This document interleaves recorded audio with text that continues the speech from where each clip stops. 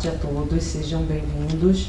Começamos mais uma edição do Biblioteca Fazendo História, hoje com o tema de capa dessa edição, que é sobre o tráfico de escravos, com a chamada de capa Vende-se gente, no presente. Bom, a ideia desse dossiê, geralmente nós encontramos materiais que tratam da questão da escravidão, que discutem as heranças da escravidão na sociedade brasileira, mas em poucos momentos, em poucos lugares, nós temos oportunidade de observar o tráfico de escravos no sentido comercial, de uma prática inserida numa dinâmica capitalista. Então, essa é um pouco a proposta desse dossiê, além, é claro, de tratar das heranças sociais, culturais que essa prática trouxe para a nossa sociedade. Esse evento ele é transmitido ao vivo pelo Instituto Embratel, e ao final do nosso evento haverá também o sorteio de uma assinatura da revista. Então vocês podem colocar o nome de vocês na lista que está lá fora, de presença, e a partir daquele livro que está ali que nós vamos sortear uma assinatura. Aqueles que desejarem certificados devem preencher uma folha que vai circular ao longo do evento e vocês receberão os certificados por e-mail, com um prazo de 1 semana a 15 dias. Então, vou apresentar os nossos convidados de hoje. Ao meu lado, o professor Alexandre Vieira Ribeiro, que é professor da Universidade Federal Fluminense. Ele é co-organizador do livro Estudos Africanos, Múltiplas Abordagens. Do meu outro lado está a Joyce Santos, que é editora de iconografia da Revista de História da Biblioteca Nacional e é doutoranda da PUC-Rio. Muito obrigada pela presença de vocês.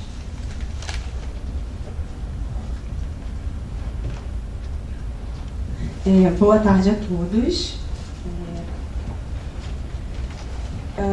A minha fala de hoje, basicamente, ela vai tratar sobre as justificativas que vieram a viabilizar o tráfico de escravos da África para as Américas.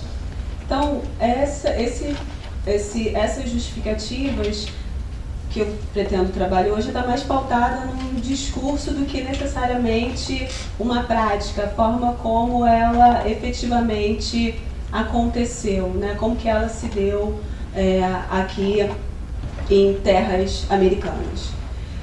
Bem, as principais justificativas eram as justificativas religiosas, e elas foram dadas, de algum modo, pela Igreja Católica através de bulas que foram expedidas desde o final do século XV.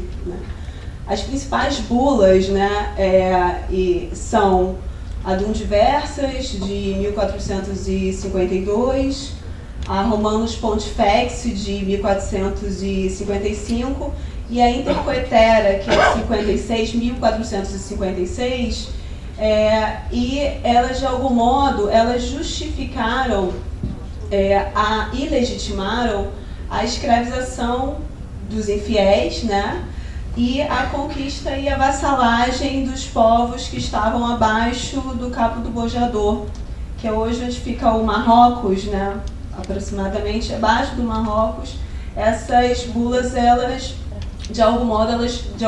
elas legitimavam de fato a apreensão e a escravização desses infiéis, desses que não professavam a religião católica. Essas bulas, elas permitiram com que os reinos de Portugal e da Espanha difundissem de algum modo a sua promovessem também a sua expansão. Bem, Dito isso,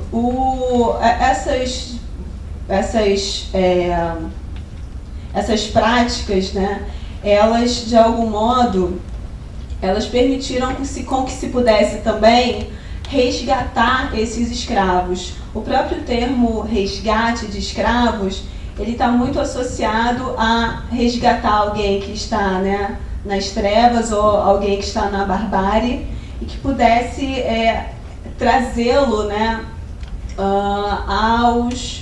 às formas, aos modos de civilidade. Bem, essas justificativas, elas foram justificativas que não só ficaram permeadas no século XV ou XVI, né?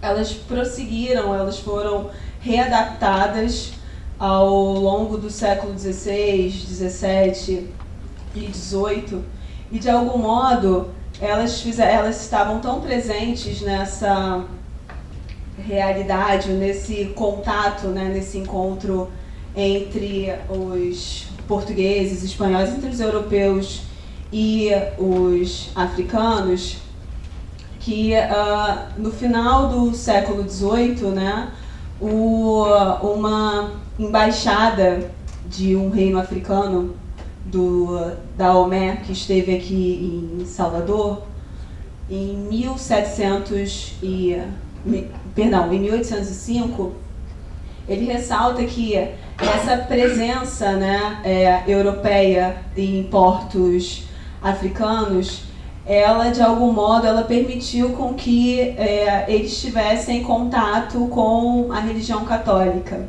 Inclusive o rei, né, um rei daomeano chamado Adanduzan, ele dizia que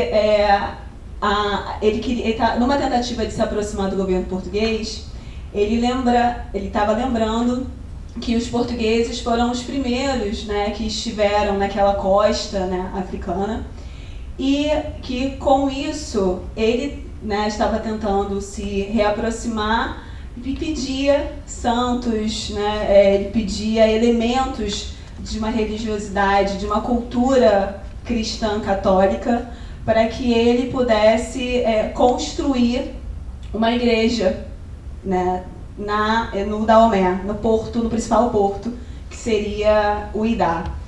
Então, essas aproximações, né, entre a Europa, né, no caso, né, essa religião cristã católica e a África e o continente, né, na verdade estou falando do Ocidente agora, ela foi se permeou, né, ao longo dos séculos, né, chegando até o final do 18, e de algum modo isso já vinha sido fortalecido desde do 15, né, por essas justificativas que procuravam legitimar a venda, né, de seres humanos. Obrigada, Joyce, pela sua fala, né? A água ajudou bastante, eu achei.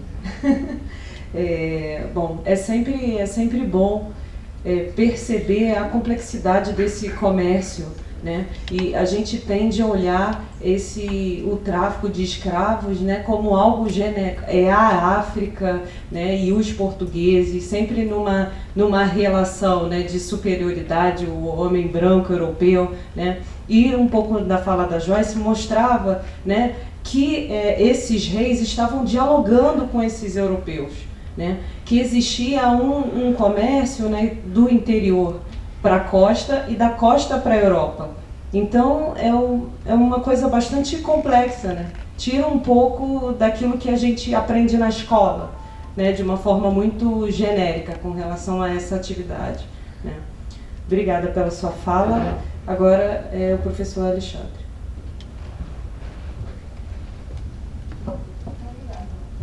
Boa tarde.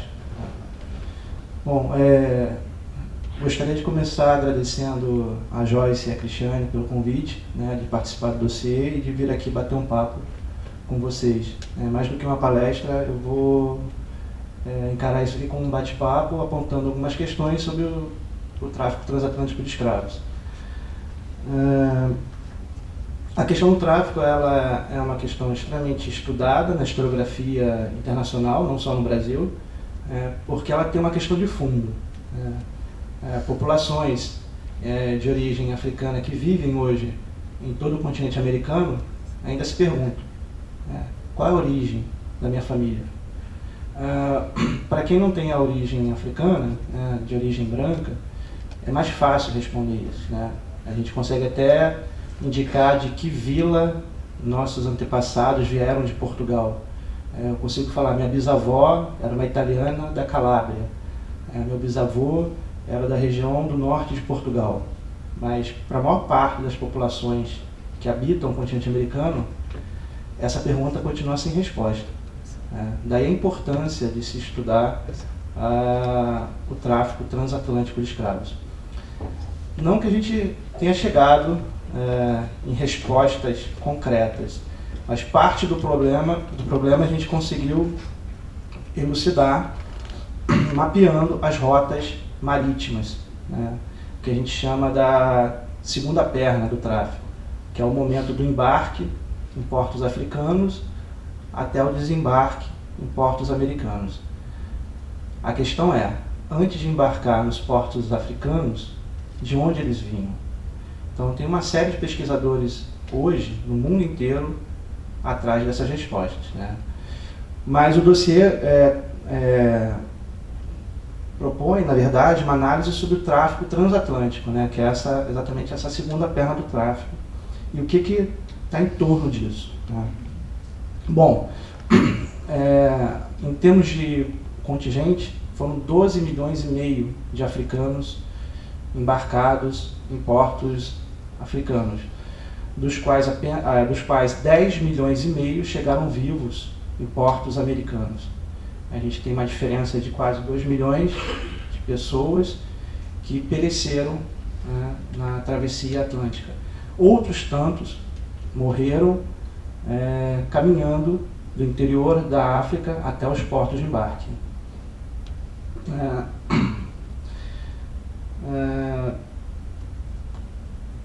Como eu disse, esse tráfico envolveu 12 milhões e meio de pessoas e até o século XIX é possível afirmar que tratou-se da maior migração forçada de seres humanos na história.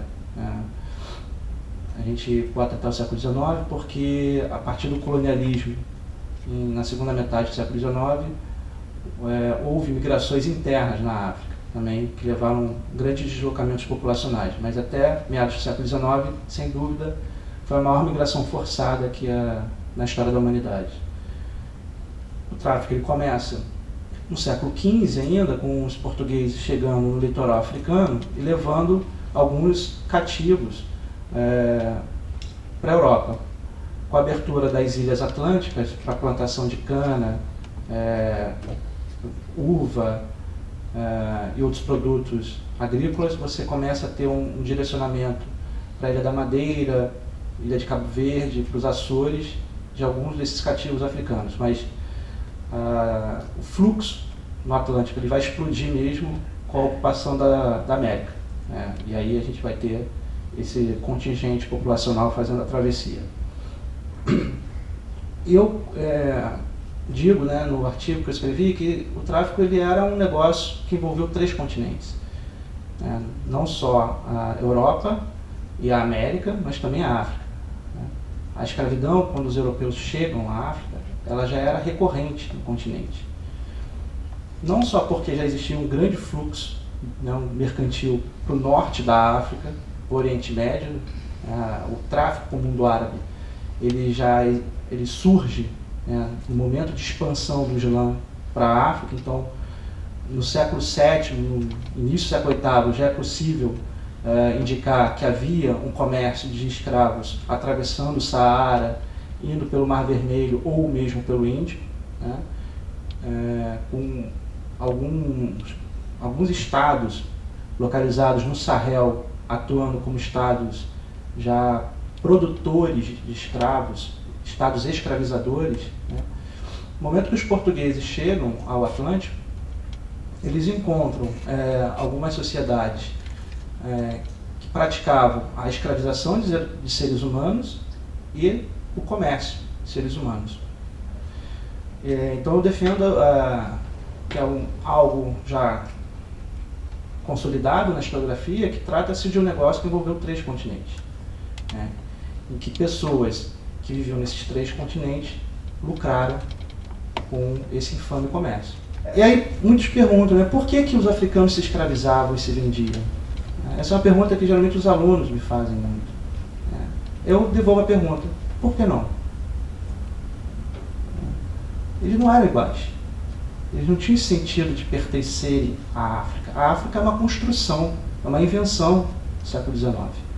A ideia de africano só vai fazer sentido no século XIX. Eles pertenciam a famílias, a clãs, a grupos diferentes. Se viam como diferentes. Só para a gente comparar, pensa na Europa. A história da Europa é uma história de guerra. Nunca se viram como iguais. Por que na África deveriam se ver como iguais? As relações de fidelidade eles mantinham com os chefes das suas famílias. A família do outro pertence ao outro, é meu inimigo. Posso escravizá-lo, é diferente de mim. E eu me lembro de um documentário sobre o tráfico de escravos feito pela televisão britânica, com a participação de vários historiadores africanos, e que no início do documentário há um grupo de norte-americanos, afro-americanos, eles visitam a ilha de Gorée. A ilha de Gorée fica em Dakar, capital do Senegal, e foi um grande entreposto comercial de onde partiram muitos escravos. E está preservado, virou um lugar turístico, um lugar de memória. E esses turistas, quando chegam, e o guia informa aos turistas que ali se fazia o tráfico e que eram africanos que vendiam os escravos africanos, os turistas se comovem, choram de raiva, né, e se perguntam como foi possível nossos irmãos fazerem isso com os nossos irmãos, irmão vendendo irmão. Só que isso não era o pensamento da época. Isso vai ser construído no século XIX. A ideia de uma África homogênea, a ideia de um africano, uma cultura africana homogênea. Isso é algo artificial que é construído, né? Tem um contexto de época, o porquê disso, e depois isso vai ser apropriado, vai ser positivado, né? Mas no século XV, no século XVI, século XVII, século XVIII, não era essa a percepção. Então, é interessante, né, perceber que ainda hoje as pessoas tendem a ver as sociedades africanas como sendo uma sociedade homogênea, uma cultura homogênea, os diversos grupos africanos como pertencentes a uma mesma linhagem, uma mesma cultura. Isso não é verdade. Havia uma diversidade de povos e culturas no continente, como ainda há hoje. Eles não se reconheciam como iguais. Como eu afirmei, os laços de fidelidade eles eram constituídos pelas famílias, né? Ou por linhagens, clãs, no limite pelos estados. Uma outra questão, né, que eu falo no artigo, que a escravidão ela é inerente ao continente africano. Não que toda a sociedade, todo grupo humano que vivesse na África praticasse a escravidão, mas ela era disseminada. Na África, diferente da Europa, a terra era de caráter coletivo, pertencia aos ancestrais. A terra é o local onde nós fazemos nossas cerimônias religiosas, devoção aos mortos. Não pertence a ninguém, pertence à comunidade. A propriedade privada recaía sobre a posse de pessoas. Então, para você gerar riqueza e poder na África, você tinha que possuir pessoas sob o seu mando, né? Daí a escravidão ela ser disseminada nas sociedades africanas. E eram muitas as funções desempenhadas pelos escravos, né? Desde as atividades agrícolas, o artesanato, a mineração, né? Muitas vezes, né, o senhor desse escravo desempenhava a mesma função do seu próprio escravo, né? E aí algumas pessoas perguntam, mas isso é escravidão? E o antropólogo Claude Meursault diz sim, isso é escravidão. Esse sujeito ele morreu socialmente, ele deixou de existir. Muitas vezes a morte física é trocada pela morte social. Vencido numa guerra, ele não morre fisicamente, mas ele se torna um escravo. Ele morreu socialmente, ele vai ser deslocado de sua terra. Ele não vai fazer mais os rituais, as cerimônias para os seus antepassados. E quando ele morrer, ninguém fará por ele, em nome dele. Ele deixará de existir. O que faz, muitas vezes, em sociedades africanas, o sujeito existir é a sua relação com seus antepassados. E essa relação ela só pode ser realizada, se dar nos ritos das terras, da onde ele vem. Se ele é deslocado, se ele passa a viver com uma outra família, ele rompe esse elo com os antepassados dele. Ele morre socialmente. Por mais que ele venha a fazer parte de uma nova família, de um novo grupo, onde ele vai viver junto com esse senhor, ele vai morar junto com o senhor, muitas vezes se alimentar da mesma comida do senhor, ele é escravo.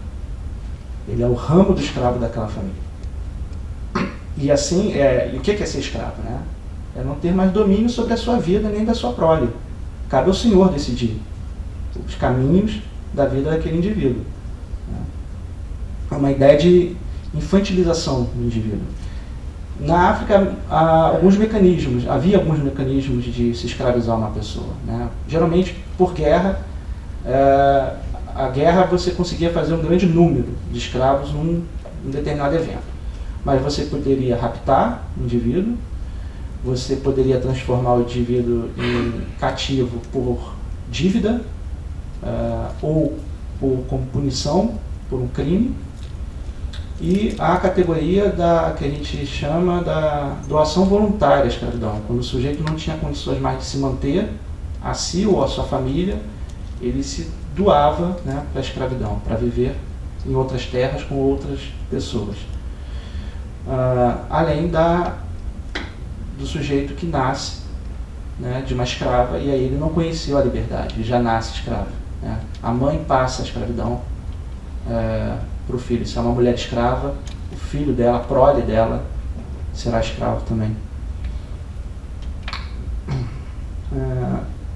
E essa relação dos escravos com os senhores na África era uma relação orgânica, uma dependência orgânica.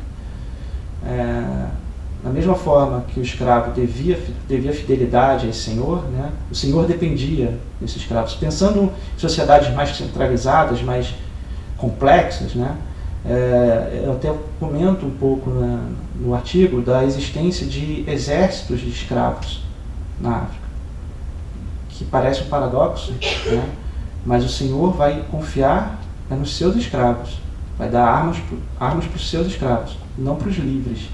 Porque os livres devem fidelidade em primeiro lugar ao chefe da sua família, depois ao líder. O escravo vai sempre dever fidelidade ao seu senhor. Então, era comum em sociedades mais complexas, mais centralizadas, a existência de exércitos formados por escravos. Um exemplo é o antigo Império do Mali, um estado centralizado que existiu na curva do rio Níger, né, na região do Sahel.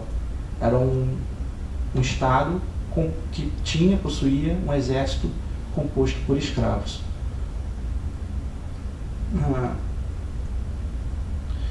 Bom, e aí chegam os europeus. Né? Os europeus percebem, né, a existência dessas práticas da escravização e do comércio de escravos e começam a ofertar produtos para deslocar esse fluxo mercantil para o Atlântico.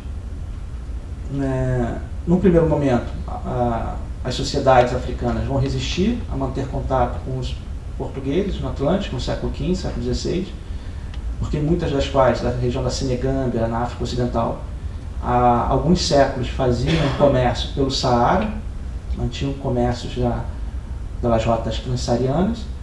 No momento que os portugueses passam a ofertar produtos que os árabes não ofertavam, né, paulatinamente esse comércio vai sendo deslocado do Saara para o Atlântico. E um dos produtos era o cavalo, né, que além do uso como montaria do exército, servia para carregar produtos também. Os árabes, eles não quando faziam comércio de cavalo com as sociedades subsaarianas, evitavam vender éguas, justamente para não gerar a reprodução do animal em terras subsaarianas. E é uma região endêmica da mosca tsetse, que causa a doença do sono e é mortífera para o gado, né? Para o boi, para a vaca, para o cavalo. Eles duram pouco nessa região. Então a demanda era muito alta e os árabes não ofertavam para atender essa demanda desejada pelos africanos da região subsaariana. E os portugueses aproveitam essa brecha e passam a ofertar cavalos que vão ser criados no arquipélago de Cabo Verde, que até então era desabitado. Outros produtos que, aos olhos atuais, são taxados de quinquilharias, né, como roupa, tecidos, né, veludo, seda, conchinhas, como cauris, que tinham um valor monetário em algumas sociedades, vidro, instrumentos de metais, bebidas alcoólicas, né, como rum, cachaça, o tabaco, tudo isso era trocado por ouro, marfim e escravo. E aí tem toda uma discussão, né? Então os africanos nesse ponto foram os imbecis, foram bobos, idiotas, caíram na lábia dos europeus, trocaram produtos valiosos por produtos sem valor algum. Depende de que ponto de vista você está partindo. O cauri, que é uma conchinha, né, recolhida nas Ilhas Maldivas, tinha um valor de moeda em algumas sociedades do Golfo da Guiné. E o produto ele vai alcançar o valor dele vai ser mais alto quanto mais raro ele for naquela sociedade. E as conchinhas de cauri eram extremamente raras no Golfo da Guiné, porque vinham do Oceano Índico. Enquanto alguns produtos que eram ofertados pelos africanos eram comuns naquela sociedade. E a gente tem que entender que os africanos que estavam envolvidos, né, no comércio de escravos, eles não tinham um pensamento do europeu do período moderno. A que se serve esse comércio? Por que os africanos estão se inserindo nesse comércio? Há um projeto político das aristocracias africanas, que era a manutenção do poder. E eles conseguiram se manter no poder ao longo do tempo enquanto o tráfico durou. O poder dessas sociedades africanas ele vai mudar a partir da conquista do europeu, da ocupação da Europa no século XIX. Então o projeto político das sociedades africanas escravizadoras, que vendiam seres humanos no Atlântico, era a manutenção e fortalecimento do seu próprio poder. E isso foi possível por conta do tráfico de escravos. O projeto político dos europeus, né, dos comerciantes da América, era outro. Mas eles se complementavam. Daí a ideia de que é um negócio que envolveu 3 continentes. Esses produtos, na verdade, eles tinham uma função de prestígio e status. Por que o cara quer comprar veludo na África? Em tese, não serve para nada. Mas só os líderes, só os chefes podiam usar uma roupa de veludo. Ou aqueles sujeitos que ele desse a permissão. Então, com isso, ele cooptava adversários políticos e angariava apoio no seu território. Por que eles compravam espadas dos europeus, muitas vezes produto feito na própria África? O aço africano era de melhor qualidade. Porque usar uma espada vinda do comércio com os europeus dava prestígio, dava status. Era interessante. Há um livro do John Thornton, ele faz uma análise, né? Ele mostra que a demanda, a oferta dos produtos europeus no Atlântico atendia apenas de 2 a 20% da necessidade dos africanos. Então ela não era fundamental. Ela exercia ali um papel específico. Né?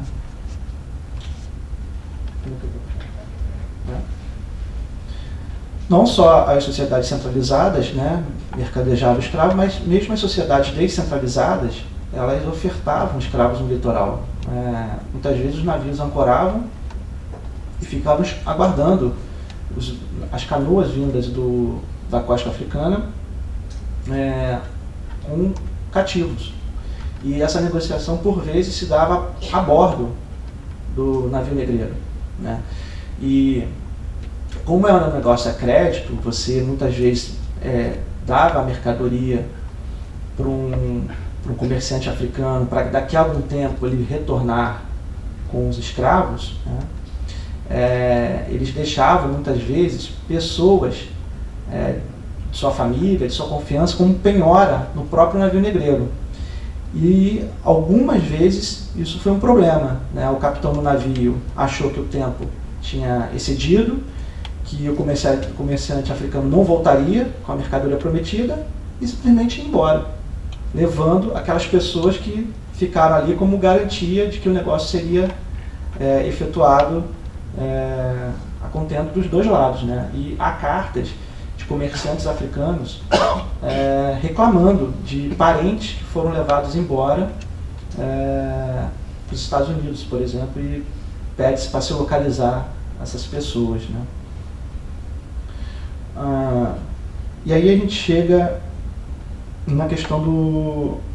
Bom, nem todos eram vendidos aos europeus também. As sociedades africanas escravizadoras geralmente retiam em suas sociedades mulheres e crianças como escravas, que mais uma vez tem a ver com a ideia de você aumentar o seu poder de mando, né? Você retendo a mulher, você tem o controle da reprodução demográfica da sociedade. Eu costumo brincar com os meus alunos: você tem uma sociedade com 100 indivíduos, 99 homens e uma mulher, essa sociedade vai desaparecer. Se você inverter, botar 99 mulheres e um homem, essa sociedade tende a crescer brutalmente. Então, a demanda no Atlântico era por homens. E as sociedades africanas, então, aproveitavam para atender essa demanda e retiam essas mulheres e as crianças, que eram também mais fáceis de serem assimilados a uma nova cultura, a uma nova família. Então, algumas sociedades envolvidas no comércio transatlântico de escravos, elas tiveram um crescimento demográfico. Eu estou falando das sociedades escravizadoras, né? Essa presença, né, dos europeus, né, na costa africana era negociada o tempo inteiro com os chefes ou as lideranças locais. Não era fácil você chegar e se instalar. Era preciso uma série de negociações. Muitas vezes os europeus concorriam entre si, né? Não conseguiam se estabelecer e ter o monopólio daquela região. Eu lembro do porto de Uidá, ou Ajudá, que fica no atual Benin. Na praia de Ajudá você tinha 3 fortes europeus: o francês, o inglês e o português, e eles ficavam um ao lado do outro. E todo o controle do comércio estava na mão do rei Daomé, como a Joyce falou. Ele é que determinava quem poderia fazer o comércio na região, quanto de escravo poderia levar, dependendo da negociação que fosse feita, né? E o início da negociação sempre, né, baseado na troca de presentes, né? Os marinheiros, os capitães de navios, eles tinham que ir à África e distribuir presentes a uma série de pessoas que viviam nos portos de embarque de escravos, né? Há notícias que até a mulher responsável por lavar a roupa dos marinheiros recebia presente, né? Bom, esses escravos que eram embarcados podiam vir centenas de quilômetros de distância dos portos. Sem dúvida, era uma travessia, uma caminhada extenuante. Há provavelmente um número de mortos, provavelmente a taxa de mortalidade do interior até o litoral provavelmente é maior do que a mortalidade na travessia atlântica. E essa que a gente chama de fronteira da escravização, né, até onde se vai para fazer escravos, né, ela vai variar ao longo do tempo. No final do século XVIII, início do XIX, você tem um aumento da demanda por escravos no Atlântico. Então você tem que ofertar um número maior de cativos em portos africanos. Com isso você diminui a fronteira da escravização. Você não tem tempo para ir em territórios, esperar vir comboios de escravos de muito longe. Você precisa escravizar pessoas mais próximas ao porto. E há alguns trabalhos recentes, né, da Mariana Cândido, do Roquinaldo, do Daniel Domingues, mostrando que na região de Angola começou-se a escravizar pessoas que, em tese, estariam protegidas pelo Império Português. Pessoas que não poderiam ser escravizadas começaram a ser escravizadas. E não por guerra, né? Muitas vezes por processos crimes. A Mariana Cândido percebe uma mudança, já no século XVIII, de algumas penalidades para determinados crimes. Muitas vezes, alguns crimes eram punidos com a pena de morte. E com a necessidade de ofertar um número grande de escravos, a pena de morte deixa de ser a pena e passa a ser a escravidão. Tá? Então isso vai acontecer. O rapto também vai ser mais frequente em regiões próximas aos portos de embarque, como Luanda, e Benguela e Cabinda, em Angola. Bom, aí eles vão a bordo e uma situação degradante, né, os chamados tumbeiros, como eram chamados navinegreiros, né, porque eram alojados nos porões, sem ventilação, sem separação etária, né, crianças com adultos, homens e mulheres, nus, sem uma condição insalubre, né, sem a possibilidade de... não existia ideia de banheiro, né, eles faziam as suas necessidades ali, dormiam ali, comiam ali. Era uma dieta precária, né, racionada, obviamente, porque o cálculo econômico do traficante era gastar pouco com esses escravos, né? Então, muitas vezes era na conta do lápis a dieta dos escravos. Eventualmente, navios a velas pegavam uma região de calmaria, significava pessoas vão morrer, porque a gente não vai chegar a tempo. Qual é a solução? Jogar essas pessoas ao mar, né? Diminuir o número de bocas, né? Primeiro as crianças, depois os idosos e os doentes, né? Então, era realmente uma condição tenebrosa essa travessia atlântica. E quanto mais longe, quanto mais durasse a viagem, mais a possibilidade de aumentar o número de mortos. Encontrei uma vez, pesquisando aqui na Biblioteca Nacional, num jornal publicado na Bahia, em Salvador, chama-se A Idade do Ouro do Brasil, no início dos anos 20 do século XIX, uma viagem de Moçambique, chegando a Salvador, e a taxa de mortalidade, que na época girava em torno de 10%, essa viagem teve 35% da carga pereceu. Eles embarcaram cerca de 1.400 pessoas, né? 35% morreu na viagem. Uma viagem vinda de Moçambique, que era um trajeto mais longo. E o cara faliu, né? 3 dias depois, o mesmo jornal, ele anuncia a venda do navio dele para pagar dívidas, né? Então, era um negócio que podia ser lucrativo, como diz o artigo do Daniel Domingues, mas é extremamente arriscado, porque você envolve a questão das perdas humanas, você tem problema de pirataria, naufrágios, fugas, rebeliões. Ao mesmo tempo, você, para conseguir ir à África e fazer esse comércio, você precisava de um navio e de todas as mercadorias para a troca e para servir de alimentos na viagem. Então, tinha um cálculo, né, e esse cálculo pensava sempre em gastar o mínimo possível com os escravos para que a lucratividade fosse maior. E, obviamente, num momento de crise, numa calmaria ou um problema de atraso, isso significava um aumento da mortalidade a bordo. As rotas principais, né, de embarque de escravos na África, a gente tem a região da Senegâmbia, depois temos assim a região da Costa da Mina, que vai da atual Libéria até os Camarões, até Nigéria. Tem a região de Biafra, que vai da Nigéria ao Camarões. Tem a região que a gente chama de Congo-Angola, ou região da África Centro-Ocidental, que pega os atuais Congo, Gabão e Angola. E a região do Sudeste africano, que é basicamente a costa de Moçambique e Tanzânia. Para o Brasil, por conta das correntes marítimas e do sistema de ventos do Atlântico Sul, instaurou-se um comércio bilateral dos portos do Rio, Salvador e Recife. Significa dizer que a maior parte das viagens elas partiam do Brasil, iam à África e voltavam para o Brasil. Isso é característico do Atlântico Sul, né, por conta dessas correntes marítimas e das correntes de ventos. Já no Atlântico Norte e no norte do Brasil, os portos de São Luís e Belém, o que prevaleceu foi o comércio triangular. Europa, África, América. Europa, África, América.